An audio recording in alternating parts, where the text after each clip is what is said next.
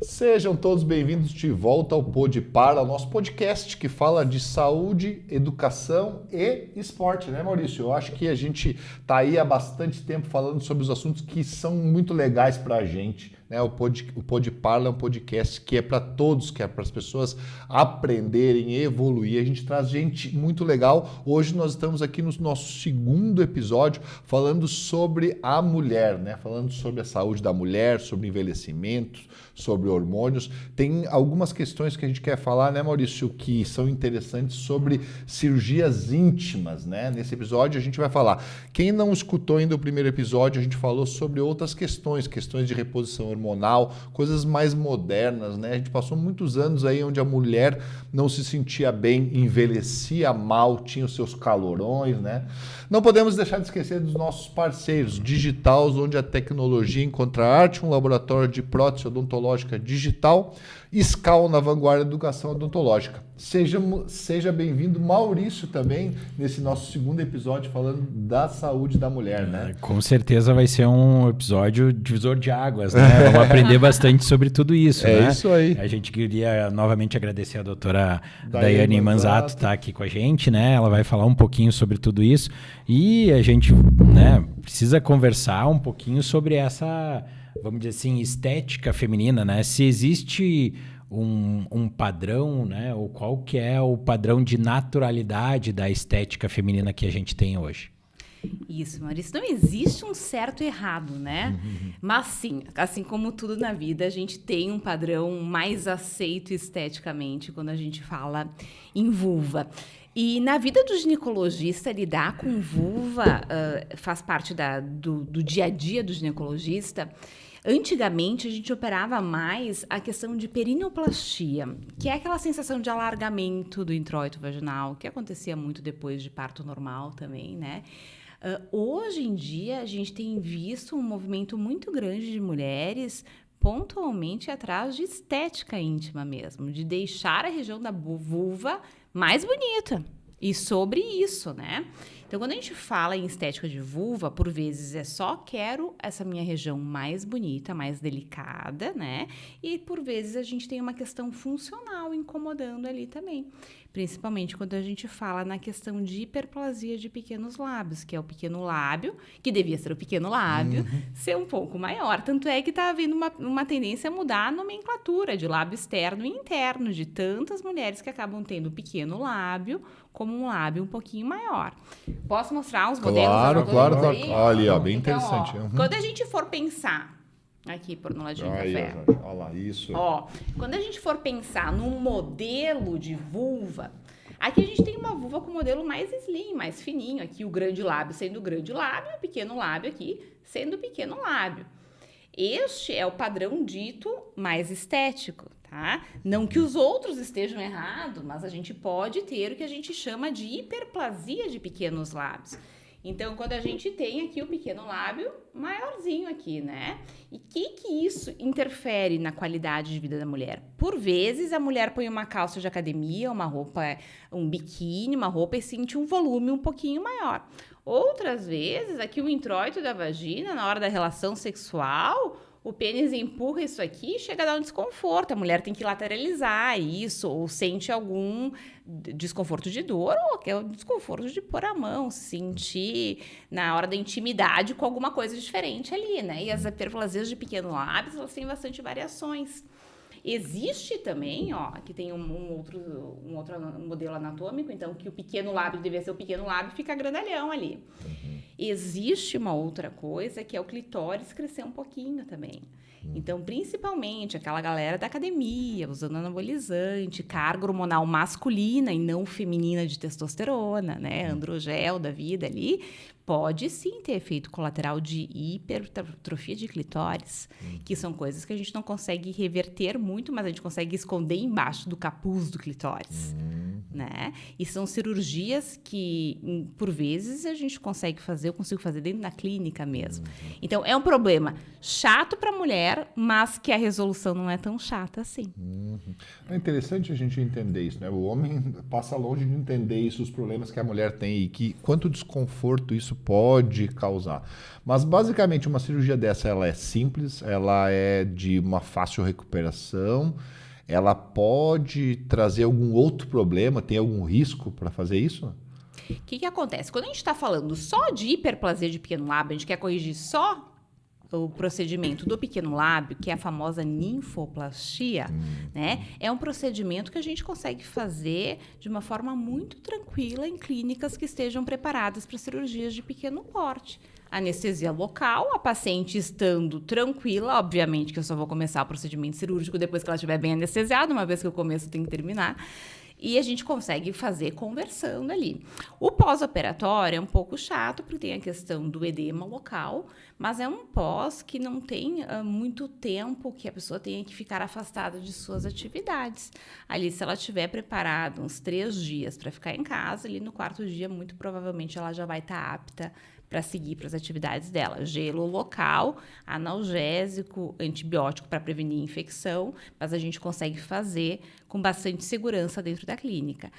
Quando a gente está falando numa cirurgia mais extensa, que a gente vai mexer em capuz de clitóris, que daí eu prefiro levar para bloco cirúrgico, daí sim tem riscos maiores associados. Porque tu imagina, assim, Celso, ali no pequeno lábio é só pele, então a gente não tem risco de lesão em algum órgão adjacente ou do ponto de vista estrutural, vou mudar a minha percepção da relação sexual, do prazer. Pelo contrário, vai incomodar menos ali e a relação sexual vai ficar mais prazerosa.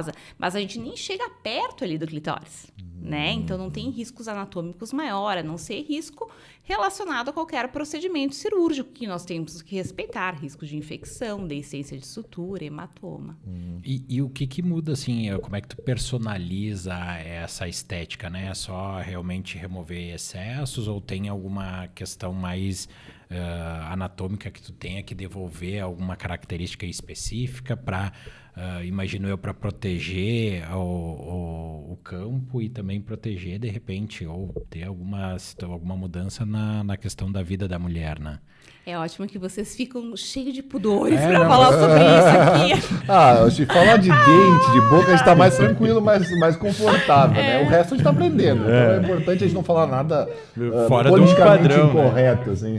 Não, mas é uma pergunta muito pertinente, assim, porque quando a gente está falando de estética, e estética íntima, o nome já diz isso, né? É a coisa mais íntima mesmo, até porque ninguém vai ver isso ali. Quem vai ver vai ser teu parceiro sexual. Daqui a pouco as amigas se mostram, tá? Mas às vezes tu nem sabe que a pessoa fez e a pessoa tá fazendo isso pra ela, né? Então é importante alinhar a expectativa que a paciente tem no que dá pra mexer. Dá para mexer ali nos pequenos lábios, que daí é a questão de uma ressecção de excesso de pele cirúrgica. Com o passar do tempo, a gente tende a ficar com os grandes lábios mais murchinhos. E daí também tem a onda dos preenchedores, de preencher isso aí, né? Que também pode ser feito para não ficar com aquele aspecto de vulva senil, aquele aspecto de vulva toda enrugadinha, né? A queixa principal das mulheres é a hipertrofia de pequenos lábios. Mas essa questão do grande lábio ser atrapalhado é real também. Dá para preencher isso aí com ácido hialurônico ou com a própria gordura da paciente também, tá? Outra coisa que parece bobagem, mas acreditem, tem algumas mulheres que ficam muito preocupadas esteticamente com isso, é o capuz aqui do Fusca, né? Esse monte de Vênus. Então, tem mulheres que têm essa região maiorzinha e que daí a gente limpa isso aí também, né? Então, é pôr o espelho e enxergar o que está incomodando. Ó, o que está incomodando é essa pele aqui, essa parte aqui está mais murcha, é o excesso do monte de Vênus e a gente vai alinhando. E tem uma procura maior por uma faixa etária de mulheres? Tipo, são mais pessoas que estão vindo de uma fase de crescimento de estruturas e se veem com aquela estrutura evoluída, ou mesmo aquela senhora que um pouquinho mais já tá flácido, quero melhorar até para parecer mais bonito pro meu marido, pro meu parceiro? Tem de tudo. Às vezes a gente brinca assim, sei lá, na minha época era com a luz apagada, entendeu? Não tinha tanta gente preocupada, pensando ali na estética da vulva, né? Mas tem grupos específicos que a gente enxerga que buscam mais essa cirurgia, que são meninas mais jovens ali, 18, 20 anos, que estão entrando na vida sexual e, por vezes, elas querem se sentir mais seguras, né? Tem o grupo agora que tá na modinha, o grupo das noivas. A mulher vai casada e ela quer deixar aquilo lá diferente para lua de mel, vai deixar esteticamente mais alinhado. E as divorciadas, né? Teve um dia que nós estávamos numa janta, e daí janta dos amigos do meu marido, por sinal. E nós conversando sobre isso, e os caras super interessados. Mas me fala mais sobre isso. O que é isso? Como assim? Tem tantas variações de vulva assim? Acreditem, tem. A gente conhece pelo rosto e pela vulva delas também.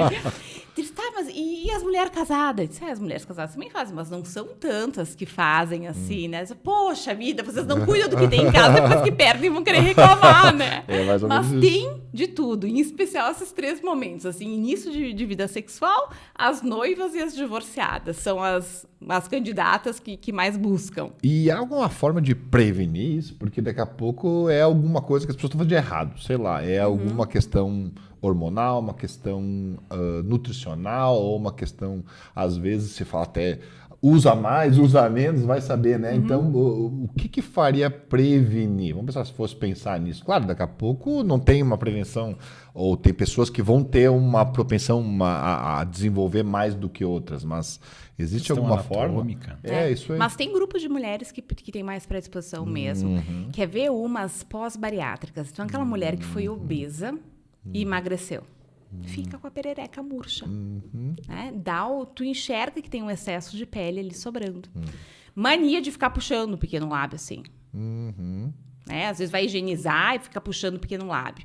Fisiologicamente, depois da gestação, a gente tende a fazer uma hiperpigmentação nessa região por ação hormonal também. Então, tem mulheres que passaram a vida inteira sem se incomodar com a vulva, depois da gestação ficaram com essa hiperpigmentação de vulva e não se reconhecem mais com aquela vulva. Então, eu quero me reinventar. Tem, sim, grupos de mulheres que sofrem mais com esse tipo de questão. Mas daí remove pela hiperpigmentação ou por não estar com uma cor favorável, e aí elas querem deixar mais esteticamente mais organizado. Por questões óbvias, assim, a gente não pode ficar mostrando imagens, né? Mas na consulta médica a gente consegue alinhar muito bem isso aí, né? Eu já tive paciente jovem que operou só por causa da hiperpigmentação. Que ficava assim, até a gente não pode questionar a dor dos outros, né? É uma menina que chegou a 16 anos, ela chegou na minha frente, ela disse assim, eu tenho uma taturana ali dentro da minha perereca. Deu, como assim? Ela disse, não, é uma coisa horrível, não consigo nem olhar no espelho. Eu disse, calma, vamos ver o que está acontecendo. Deitou na maca para mim examinar ela, botando no espelho, não quero olhar isso aí. Olha o grau de incomodação, o quanto isso incomodava, né? E daí nós fizemos, uma menina jovem, com consentimento dos pais, a gente operou ela com 16 anos de idade. Eu vou confessar para vocês que naquele momento eu pensei, nossa, por que ela está se preocupando tanto assim? Tudo bem, podia ter um aspecto melhor, mas está longe de ser um problema, né? Quando ela voltou aqui no pós-operatório, assim, que eu mostrei para ela, no pós-imediato, que eu mostrei a vulva dela, sem a área, já com a área ressecada, ela desatou a chorar. Me abraçou, chorando. Assim, gente, o impacto emocional para essa pessoa mudou tudo. Ela, muito provavelmente, não ia se expor a uma relação sexual se sentindo daquele jeito. É muito pessoal, às vezes, né? Porque talvez o parceiro, o futuro parceiro, não tá claro tão que não, preocupado. Vocês são os que estão menos preocupados com isso. É muito mais a pessoa mesmo, lógico. Né? Não, e que é importante também. Eu acho que a gente tem que estar preocupado. Se é importante para a pessoa, que bom, legal, vai ficar mais feliz, mas às vezes é desencanado do outro, né? A gente fica preocupado com o que o outro vai pensar, muitas vezes se faz por isso, né? Mas para e pensa na estética, quando é que tu faz pro outro? A pessoa botou na cabeça que vai fazer, vou fazer rinoplastia, não precisa, mas eu quero. Geralmente os procedimentos estéticos são voltados para a pessoa, né? Primeiro que ninguém vai dizer que a pessoa precisa daquilo, né? E os outros são os que menos estão preocupados com isso. É uma questão muito pessoal da pessoa estar se sentindo confortável. E se a gente está feliz e confortável, Ninguém nos segura. E, doutora, nessa questão de pigmentação, existe alguma outra técnica para tentar alterar essa cor desse tecido nessa região? Ou basicamente a remoção é a indicação ou tem uma indicação diferenciada? De pequeno lábio é a ressecção mesmo, porque eles hiperpigmentam mais nessa parte aqui de fora. Então, a gente não consegue restaurar a cor original ali depois de uma variação hormonal maior, mais grave, assim. Tem algumas medicações, alguns tópicos que a gente consegue usar, mas a gente não consegue chegar numa tonalidade tão boa. A hiperpigmentação do pequeno lábio é indicação cirúrgica mesmo. É interessante. E a questão do laser, né? A gente falou um pouquinho antes, mas o laser ajuda na cirurgia.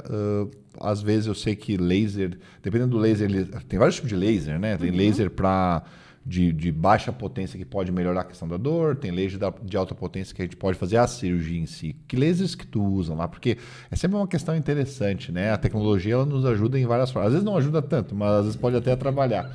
Mas, enfim, o que tu usa na tua clínica? Assim, para que eles são importantes? Nessa parte cirúrgica, não tão dependente do laser. O ideal é usar um laser de CO2, que dá para operar, que a gente opera lá na clínica, ou com eletrocautério mesmo. Então, depende da extensão cirúrgica uma coisa ou outra, né? Lá no introito vaginal são outras ponteiras, mas existe esses lasers que têm corte e cauterização, que é o caso do laser de CO2 que eu uso lá na clínica.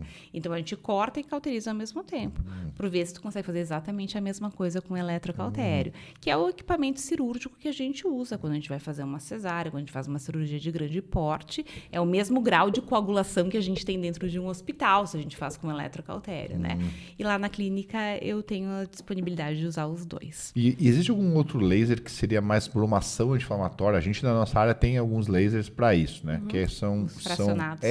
que são, na verdade, mais para a gente dar um conforto. É utilizado ou não tem tanta efetividade na área de vocês isso? Sim, é utilizado. Quando a gente pensa no intravaginal, a gente utiliza bastante. Para cirúrgico, é mais o CO2, o eletrocautério mesmo. E falando de estética, né? A gente estava falando um pouquinho de obstetrícia, né? Muitas vezes a gente tem o parto de cesárea, que fica alguma cicatriz. Vocês acabam utilizando o laser neste momento, ou de repente pós-cirúrgico, para melhorar a estética da região, ou seja, muitas vezes as mulheres ficam com algumas estrias ou fica com um momento de um tecido um pouco mais flácido pós-cirúrgico, que eu imagino ser natural e normal, que depois né, tende a voltar, né? Mas existe essa questão do uso do laser neste momento também? Existe, sim, tanto para tratamento de estria quanto tratamento da cicatriz pós-operatória da cesárea. Dá para associar também. E mulher, a gente está sempre querendo nos reinventarmos, né? E quando a gente passa pela maternidade, a gente tem um impacto muito grande ali no momento que nasce o bebê, tu se reencontrar enquanto mulher. Então, restaurar e organizar essas cicatrizes que o puerpério deixa ali, que a gestação deixa, seja por estria ou por cicatriz cirúrgica, por vezes num parto normal, a episiotomia, que é um corte grande que faz aqui embaixo também, tudo isso interfere na mulher, no momento que ela quer resgatar a mulher que ela foi e que agora ela se encaixa só no papel de mãe, né? Então, a gente, sim, somos dignas de reinventarmos todas essas questões e as tecnologias estão aí para nos ajudar a esse favor. E além do laser, pode ser utilizado algum outro tipo de terapia para auxiliar e potencializar a melhora nesse tipo de tratamento? Existem alguns deliveries que a gente faz de aplicação local para regeneração também. Quando a gente faz a tecnologia do laser, imagina que a gente faz como se fosse um microagulhamento ali e criar canalículos ali na pele, que faz a medicação tópica entrar lá nos buraquinhos, nos canais que a gente criou, tornando ela muito mais efetiva, né? Então, quando a gente pensa em estética, tem todo um mundo de expectativas que a gente pode organizar para corresponder, né? Como é que a gente trata essa mãe, né, recém-mãe, assim, da questão psicológica mesmo, né? Isso aí ele traz uma mudança muito grande, né? A mulher que gestou, né? Ela está num momento feliz, mas num momento de muita mudança hormonal e estética, né? Como é que a gente deve tratar essa mulher, assim? Como é que porque é o papel de vocês, talvez, até consolar a mãe, né? Daqui a pouco, em momentos que ela tá lá numa loucura hormonal e se sentindo a pessoa mais feia do mundo, às vezes, né? E a gente entende que não é isso, mas a pessoa mesmo passa por questões que até são psicológicas. E como é que vocês abordam isso? Eu acho muito interessante a gente ver a questão do médico, né? Como é que o médico trata, se tem algum tratamento que faz junto com algum outro profissional. Como é que vocês fazem isso na clínica? Sabe que é um momento muito cruel para a vida da mulher. E no momento que a gente tem toda uma expectativa do nascimento de um bebê, é tudo maravilhoso, mas não é um mar de rosas, né? Porque nós, mulheres, a gente passa por uma metamorfose durante a gestação. Então, é mudança hormonal, é mudança corporal, é mudança do teu trabalho, que tu vai ter que se reorganizar muitas vezes para estar em casa. Então, tem uma série de fatores. Ninguém te prepara para a abstinência do sono, de ter um bebê pequeno em casa. Então, é um momento meio enlouquecedor, que a gente tem toda a parte boa de ter um nenê, mas a gente se sentiu machucada, a gente se sentiu com o corpo, primeira coisa que tu pensa é que tu nunca mais vai restaurar o corpo que tu teve antes, daí te dá um imediatismo que tu quer muito organizar isso o mais breve possível, mas tu tá daqui a pouco num pós-operatório de uma cesárea ou ainda no momento hormonal desequilibrado, tu tá amamentando uma criança e daí o profissional aqui do outro lado fica com as mãos atadas. E daí todas as queixas, temos que esperar tu parar de amamentar, temos que esperar um pouco o tempo da pós-cesárea. Então, é muito desafiador lidar com isso, porque é uma série de emoções que a mulher tá vivendo e que ela passa por esse momento com uma sensação que ela tem que aguentar isso sozinha. Né? O que a gente mais aborda na consulta é a estratégia de ter uma rede de apoio. Né? Porque sem ajuda as coisas ficam mesmo complicadas. É um momento que intervenções estéticas ou intervenções medicamentosas não combinam muito, porque é um momento que a mulher geralmente está amamentando. Né? E daí tu não pode dizer para ela só espera, tu tem que tirar esse fardo dela e dividir com os outros, né? Criando uma rede de apoio e tranquilizar. Olha, calma, as coisas vão voltar ao normal. Calma, tu vai dormir. Calma, tu vai ter relação sexual de novo com o teu marido. Porque tem isso também, depois do parto, a mulher fica com ranço do marido. Não chega perto de mim porque esse território não te pertence mais. A pessoa não quer, ela tá com um momento hormonal diferente, ela tá lá sem dormir, ela tá com uma criança pequena. Então, são tantas coisas para ajustar, inclusive no matrimônio, assim, da questão do cônjuge, é complicado. Porque o profissional, ele vai conseguir organizar tecnicamente as coisas mais tarde, né? Daí um acompanhamento psicológico, daqui a pouco trocar uma ideia com uma psicóloga, deixar a medicação para mais tarde possível, não que por vezes não seja necessária, né? E isso seria a depressão pós-parto ou tem outros sintomas ou outros momentos? Ou é normal às vezes, isso. Né? Ou também é normal. Porque eu imagino assim, né? A tensão, né? Eu tenho o Matheus, né? O nosso filho, junto com a Gisele, né? E eu lembro, assim, na atenção até o parto era a mãe, né? Então, tipo, todo mundo ia lá, dava atenção pra mãe, né? Depois que nasceu o Matheus, a atenção era pro Matheus. A mãe era não digo o complemento, né? Mas vinha, então, todo mundo chegava lá no quarto, deixa eu ver, e a mãe, né? Tipo, sempre ficava para um segundo momento. Mas, claro, imagino que é o normal e o natural, mas eu queria entender se essa questão que você comentaste aqui seria a situação do que é muito falado da depressão pós-parto, seria isso? Tem uma quantidade de alterações que a gente entende que sim, vai fazer parte do pós-parto e daquela loucura que é ter uma criança pequena, né? Mas sim, é real, existe depressão pós-parto e por vezes a gente tem que pensar e usar medicamento antidepressivo para isso, porque a gente chega num grau que a gente não consegue organizar com terapia, não consegue organizar com rede de apoio e a mulher fica ali que daqui a pouco ela não quer nem lidar com o seu filho, né? Pode acontecer e a gente tem um percentual real de coisas de pós-parto, assim, que de uma mulher que vai precisar de ajuda, né? Mas chega ao ponto de rejeitar o filho ou não querer amamentar, não ter... Eu imagino que até por uma questão psicológica não produzir leite ou não produzir... Não sei se é essa a realidade. Sim, pode. A pessoa pode, a mãe pode negar o marido, negar o filho. Não é comum disso acontecer, mas é passível de se acontecer, sim. Vamos lá. E daqui para frente, assim, eu acho que a obstetrícia e a ginecologia, elas são especialidades antiquíssimas, né? E se passou muitos anos sem ter grandes alterações. As crianças nasciam, pronto, ou era cesárea, ou era parto normal, e era isso, e não mudou muito, né? As coisas não mudaram. Eu tenho até uma série que agora me fugiu até o nome, mas que fala da obstetrícia e do começo da questão das cesáreas lá no início do século, né, 1910 por aí, e a questão de que se perdiam as mães, né, toda essa questão que foi evoluindo, mas nós temos 100 anos que as coisas não mudaram muito, se parece, pelo menos a gente pensa assim, né? E, claro, agora nós voltamos a falar um pouquinho dessas questões estéticas que talvez não eram tão importantes há 20, 30 anos atrás, né? Começaram a ter mais relevância. Isso, né? Até a questão do entendimento da mãe, né? Porque se passou muito tempo, mãe é mãe, vai estar cuidando dos filhos, acabou, e era assim, talvez, né? Hoje as coisas foram mudando. Essa questão que tu falaste que já, como tu disse, que era da década de 40 que nós começamos a falar em reposição hormonal, então para nós até é um pouco mais de novidade, mas a gente vê hoje em dia que as coisas estão evoluindo. Mas na tua especialidade, daqui para frente, o que vai vir, né?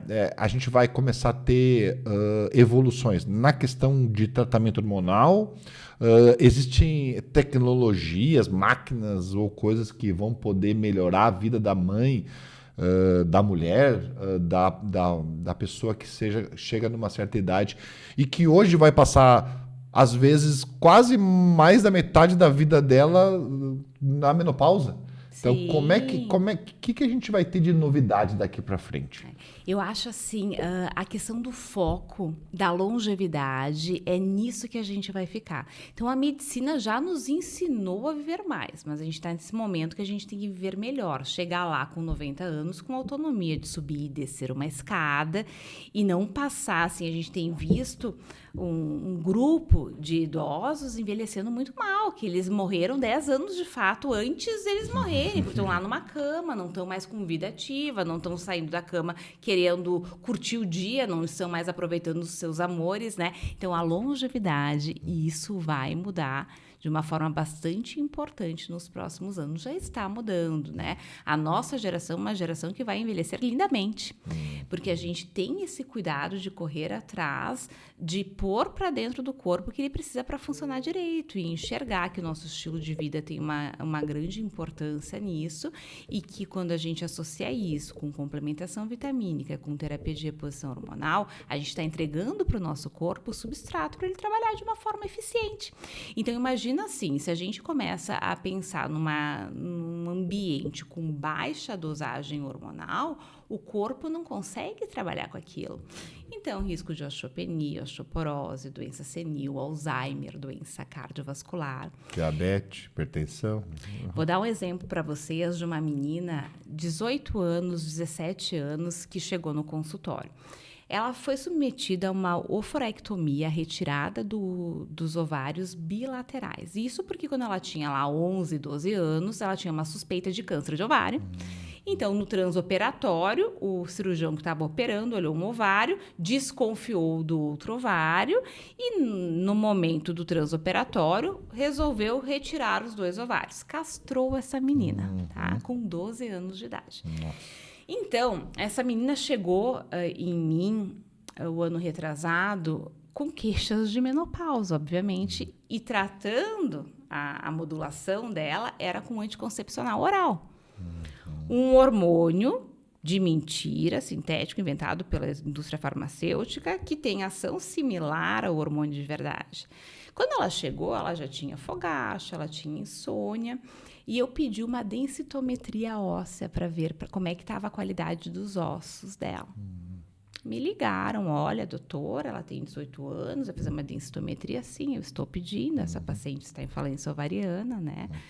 A mãe dela ficou me olhando assim, doutora, que exagero, né? Uma densitometria óssea.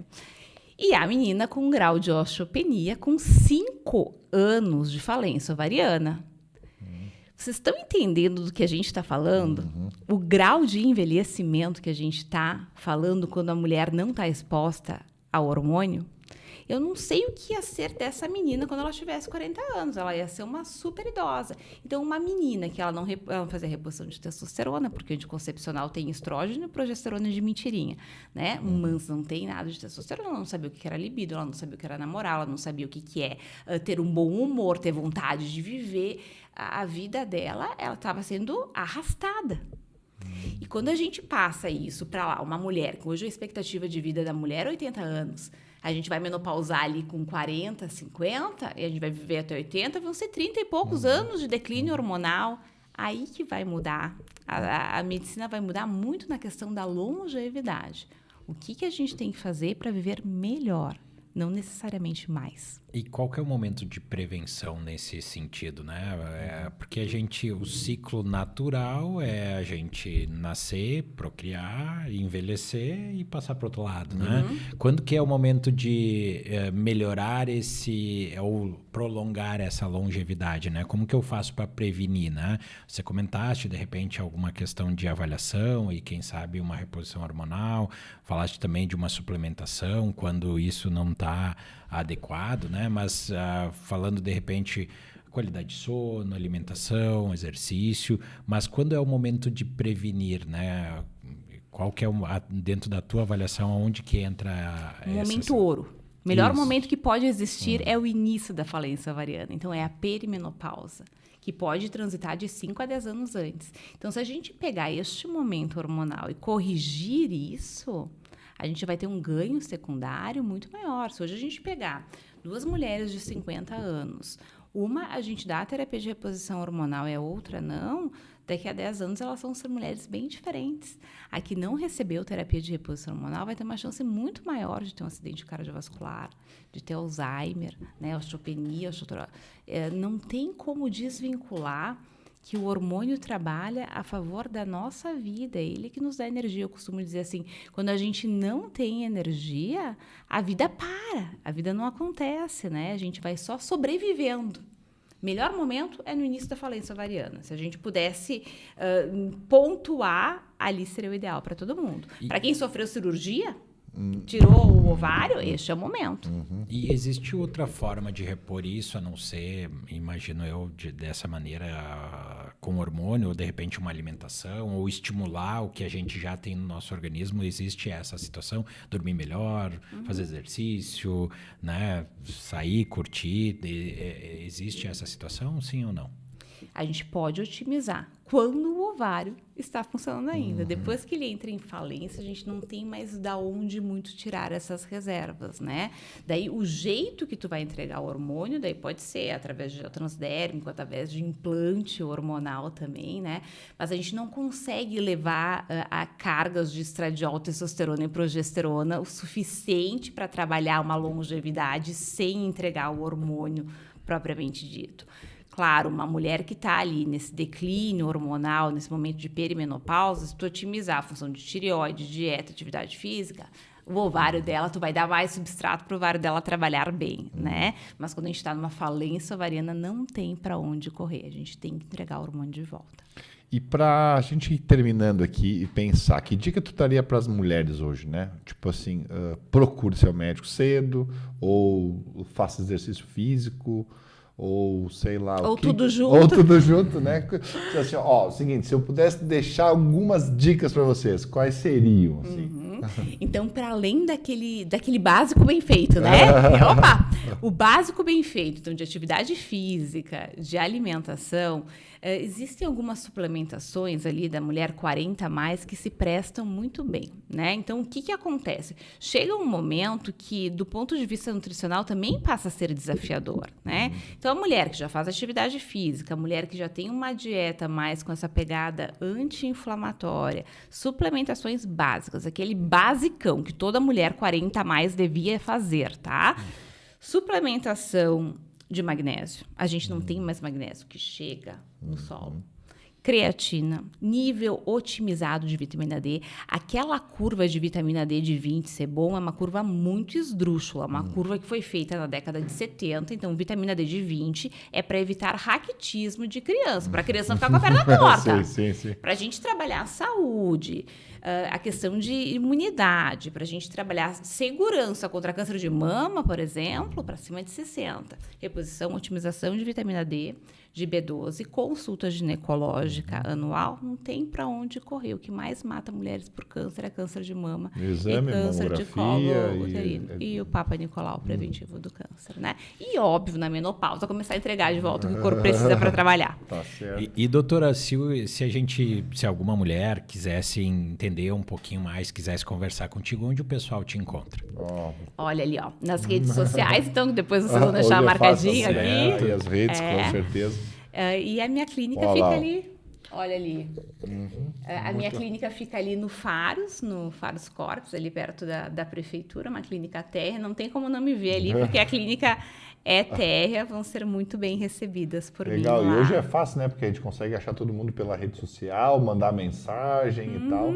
E é interessante que as pessoas chegam. Quando a gente trabalha com saúde, a maioria das pessoas vem por indicação. A minha amiga ficou bem, eu tô indo também, né? Mas tem uma mulherada que procura a gente mesmo pelas redes sociais, né? Chega ali, gostei, te vi, decidi que vai ser contigo. Daí eu penso aqui do outro lado, tu nem sabe se eu sou médica de verdade, já tirou todas essas conclusões, né? Tu sabe que hoje a gente veio aqui entrevistando um montão de gente boa, né? Todo mundo que vem aqui eu aprendo um monte, né? Nós, né? A gente aprende, né? Claro. Mas eu vejo esse movimento grande hoje de pessoas boas e a gente incentiva, né? A gente também faz um programa para tentar trazer informação de qualidade para as pessoas e os próprios profissionais da saúde estão buscando arrumar seu espaço dentro da rede social, que é fantástico. Porque a gente passou muitos anos aí escutando só gente que... Por isso que tem aquele preconceito grande, né? O blogueirinho e tal. Por quê? Porque acontecia que, às vezes, as pessoas boas tinham vergonha de estar na rede social, de estar se expondo. Mas a gente está vendo várias pessoas que fizeram esse movimento hoje, de trazer informação de qualidade para a rede social, de não ficar só com dancinha, né? Ninguém precisa mais fazer isso, né, para poder aparecer. E não é mais vergonha utilizar a rede, que é uma forma interessante da gente passar informação e tá aparecendo, né, para os nossos pacientes, para as pessoas que queiram nos encontrar, né? Então, hoje as coisas foram mudando ao longo do tempo e a gente está vendo muita gente boa trazendo informação interessante para a rede, né? Então, legal, né? Gente, mas é uma loucura isso, porque nós que temos, eu brinco assim, as profissões de verdade, assim, a gente tem uma formação, tu ficou 10 anos estudando. A hora que tu liga um vídeo para falar sobre isso, tu pensa, vem dizer se não deu a sensação de estar rasgando diploma. Dizer, eu não acredito que eu estou aqui falando sobre isso. Mas é sobre isso, a comunicação mudou. E para a gente chegar nas pessoas e tentar melhorar a qualidade de vida delas, a gente tem que mudar a nossa comunicação também. Mas não foi assim que a gente aprendeu a ser profissional. A gente teve que se reinventar, né? E tá ok, a gente vai se reinventando com profissionais sérios, já entendendo que isso faz parte do processo. E hoje a gente tem um curso, né? Então, por exemplo, o Dr. Paulo Vinícius, a gente fez um curso com ele e ele trouxe uma informação interessante faz pouco tempo. Ele disse que quem não se entrar e tiver no mundo virtual nos próximos 5 anos, na internet, Instagram, nas redes sociais, né? Vai estar fora do mercado. Certo. Então, é uma coisa que é impactante da gente falar, poxa, mas eu sou médico, eu tá das pessoas, as pessoas vêm aqui, eu converso, eu sou dentista e tal, mas por que eu tenho que estar lá na rede social, né? Então, hoje, no fim das contas, a gente precisa, né? Essa evolução de que tudo está na nossa mão, as pessoas não estão mais ligando, eu quero marcar uma consulta. Não, a pessoa está na rede social, passa o dia lá. No fim das contas, ela procura todas as referências dela. Eu compro a minha comida lá, eu compro as minhas roupas lá, e eu marco meu médico, meu dentista por lá também, né? No fim das contas, e eu acho que a gente tem que sim incentivar que bons profissionais vão também mostrar o seu trabalho nas redes sociais, né? Mas eu entendo que a gente tem uma geração um pouquinho mais assim, não tão... A gente não aprendeu a fazer isso na faculdade. E foi muito difícil difícil para começar a fazer cada vídeo assim, fazer um vídeo, fazer 30 vezes o mesmo vídeo e ainda pensando, não vou deixar meus colegas verem que eu estou fazendo isso, né? Já foi, mas foi desafiador, lógico que sim. Bom, doutora, a gente queria agradecer a tua disponibilidade, do teu tempo de estar aqui conversando um pouquinho sobre aquilo que você faz no seu consultório, né, na sua rotina clínica, na internet, né? Eu fiquei muito contente, aprendi bastante, eu acho que é bem importante isso para as mulheres que nos assistem, né? Então a gente queria agradecer a tua disponibilidade. A gente não pode deixar de falar dos nossos parceiros, né? A Digitals, onde a tecnologia encontra a arte, a SCAL na vanguarda da odontologia, da educação odontológica, né? E pedir para o pessoal seguir a gente, né? Seguir o nosso canal, dar o joinha, compartilhar com os amigos, né? Compartilhar esse conhecimento. Então a gente queria te deixar à disposição aí para falar suas últimas palavras. Aí. Queridos, obrigada pelo convite. Falar sobre saúde feminina é sempre muito bom, né? E agora já faz bastante tempo que eu estou trabalhando em Caxias, vai ser um prazer receber vocês lá para um café também, tá? Claro. E as meninas que estiverem assistindo a gente, se tiverem alguma dúvida, estamos à disposição para a gente ficar trabalhando saúde feminina por aí. É isso aí. Muito obrigado, doutora. A gente fica feliz de verdade, né, por aprender todo dia. E o pessoal que nos acompanha, que tenho certeza que aprendeu bastante com esses nossos 2 episódios aí. Ah, coisa boa. Com certeza e até a próxima. Valeu, até mais.